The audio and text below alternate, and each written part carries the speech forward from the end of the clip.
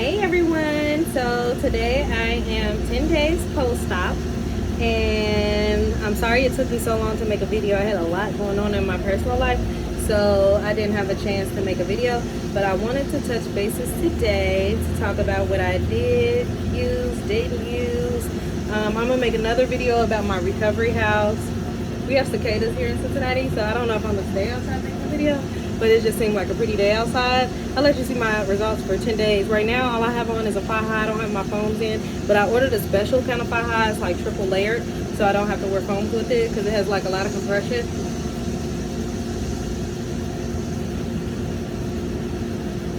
Okay, so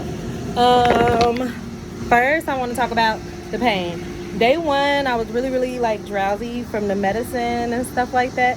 I did pass out a couple of times, but I knew I was gonna pass out because I passed out a lot when I was pregnant, and I passed out when I get piercings, and I just tend to pass out a whole lot. So I wasn't surprised by that. The pain was bearable for me. I realized having the surgery, I was very pain tolerant, but I do realize, like, when you're pain tolerant, it doesn't mean you don't feel the pain. It just means like you can handle it good. So I felt the pain. It is a very painful situation. So if you don't know if you're pain tolerant or not, I guess this will show you, because I did see a lot of people that were going through a lot more, heartache and pain than I was. By day two, I took a Uber to the mall from my recovery house. They thought I was nuts, but I needed to go grab something, and I had my cousin with me. But as soon as I got there, I got so winded. I grabbed what I needed, and I immediately left and went back to the recovery house and laid down for the rest of the day. But I was able to move at that time. I left the recovery house and flew back on the 4th day post-op. It was very hard. Worst flight I've ever taken in my life. What I didn't realize is that Delta no longer gave you the free middle seat. If I would have knew that, I would have brought an extra seat. And not to mention, I had my 7-year-old with me. So it wasn't just me in pain. It was me in pain and having to be a mom at the same time. I don't know what's on my shirt. Oh well.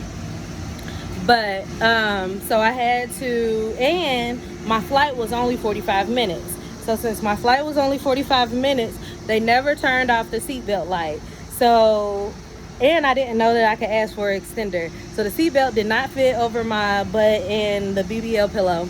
I got it over my stomach, but it was very uncomfortable. So I just kept undoing it. And the seats were so close together, I don't know how I could have possibly tried to kneel. Like, I don't know how people do it. It just wasn't working for me. So, most uncomfortable 45 minutes ever. But I made it through that. Let's see. With it being day 10 now, I barely take pain medicine. I might take a Tylenol every now and then, and I take my ibuprofen just to kind of help with the inflammation. After the surgery, I was about 10 pounds heavier because of the fluid, but I weighed myself this morning, and I'm like 3 pounds away from my pre-op surgery weight. I did use a lot of what I brought. It's a lot that I didn't use, but I'll make a separate video after I watch the first one again to kind of like go over exactly what I didn't and did use.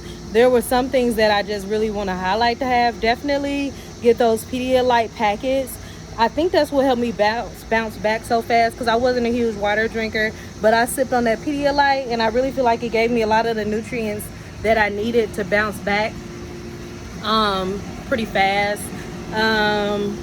You're definitely going to use the diapers. You're definitely going to use the pads. Oh yeah, like they gave me this big old thigh high at Mia. They gave me like a 4X that was so baggy. Then I brought a second one, and they gave me another 4X that was so baggy. So if you go to Mia Aesthetics, make sure you buy a second one that's smaller than the one they give you, because I understand they say that they don't want the first one to be too loose, but it was like grandma loose. Like, it wasn't even cool. Like, I didn't even feel good. Like, my skin still felt super loose inside of it. So after that, I went to Chrissy's K's downtown in Atlanta. She has really good thigh highs if you get your surgery done in Atlanta. Drink plenty of fluid. I do smoke weed, So I found out from Mia that I was allowed to smoke weed up until the day of surgery, just long as I didn't use tobacco or nicotine. I literally smoked until the last day, right before the surgery. And I used my vape pen and I used raw cones. But then when they gave me my nicotine test, for some reason it still said it came out positive. But since I was only getting a BBL, my incisions weren't going to be big. So they said it was cool, but it felt like I was getting a tummy tuck or a boob job, they would have canceled my surgery. But they said that it could have been just secondhand smoke, because I guess even though, like when I would chill with people, they'll smoke out of their cigars. I guess I was getting secondhand smoke from that or whatever. So just keep in mind, if you have to get something like a tummy tuck or your boobs or whatever, you really have to be strict about that no nicotine ordeal.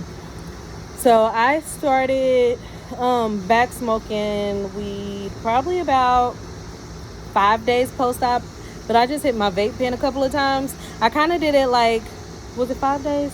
6 days, because I waited till I was done taking the narcotics. I didn't want to mix the narcotics. I did do some research on whether or not it would be cool to smoke or whatever. The biggest ordeal that they still talk about is the nicotine and tobacco, because it has something to do with your body healing and things like that. I don't have any really bad scars or anything either. The massages were worse than the surgery to me. Now, as high as my pain tolerance is, I think I passed out twice during the first massage. That was pure hell. When they had to open back up the incisions. Oh my God. Oh my God. When somebody said that it took them to heaven, hey, it really did. But hey, do y'all see that little side right there? You see my booty from front. I have no complaints over Dr. Gray. I thought that, and he was very thorough at explaining what my real expectation was. I had a lot of back fat, so he was saying that it's no guarantee that he was going to be able to get rid of that, because it's a possibility that it was skin. So that was one thing. And then he looked at the front of my stomach and he was like, okay, so after we get rid of all this fat, it's a possibility that might hang. So, he gives you very realistic ordeals, and he told me I might have to come back for a tummy tuck and this and that. But actually, I'm healing great, and all of my stretch marks are even going away, because I use that bio oil. I mix a little bit of bio oil and almond oil, and my skin to actually tightened all the way back up. I took a lot of collagen gummies and collagen powders before I had the surgery, and now I'm back to taking the collagen, but my skin tightened up really good. Chrissy showed me a way to kind of pull my fat up or whatever when I first had the surgery, inside of my faja, and I just made sure that I always did that. And I'm for the first time, I've never had a flat stomach in my life, but for the first time, I have a flat stomach for real. So that's pretty dope. At this point, I say it is the best decision that I've ever made. Some people experience oh my God, today I hate my body, and today I love my body. I love my body every day. I have no complaints. I don't know, I didn't have a real bad body before, nothing like that. I think the people that hate their body just wasn't cute before, because I'm not going through none of that. I don't know, I guess for me it was always up from here. So I don't know, I'm very content with everything. Of course, some days I look thicker than others, but that part I understand is a part of the process. Some days I'm going to be swollen, but it might have more to do with me eating the wrong and incorrect things. And speaking of eating, that was the most confusing thing to me, because I didn't do a whole bunch of research on feeding the fat. So I was real confused when everybody's make sure you feed the fat. And the doctor was after surgery, he does not want you to diet and stuff like that. I'm thirsty. I need to go get my green smoothie. He doesn't want you to diet and stuff like that. So trying to figure out how to eat after, you've been dieting is really hard. In my case, I did keto to lose the weight. And even before keto, I did a couple of other detoxes, like the master cleanse and stuff like that. So pretty much I went from eating healthy to now all of a sudden they're it's okay to eat a little fat, or they're it's okay to eat some French fries, or it's okay to eat something fried because you want to feed your fat. But I've taken it upon myself to realize I don't want to even chance the fact of gaining weight or anything like that. So now I've converted back to eating healthy fats. Like for lunch today, I made a salad, put some avocado on there. That's a fat. Seeds is on my salad. That's a fat.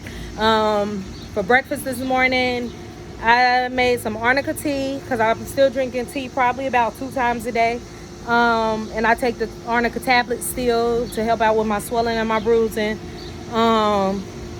What did I have? I had like 2 sausage patties and some arnica tea. And then like for lunch, I made a green smoothie. In my smoothie, I put some of the pineapple juice because pineapple juice is what you should use to keep yourself hydrated. So I just decided to throw that in there.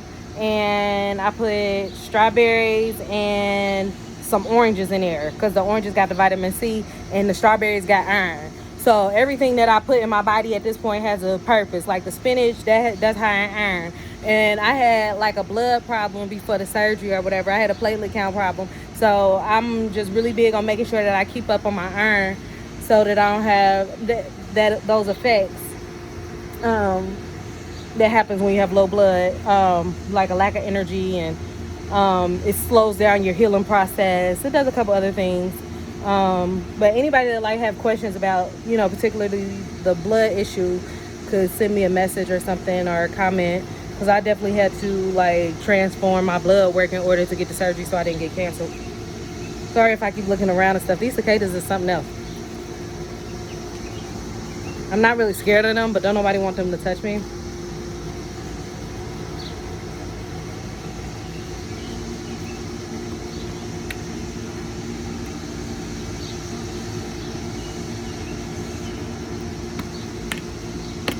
Okay, so I'm gonna start driving on my 14th day because I am so independent and I hate having to call people for rides.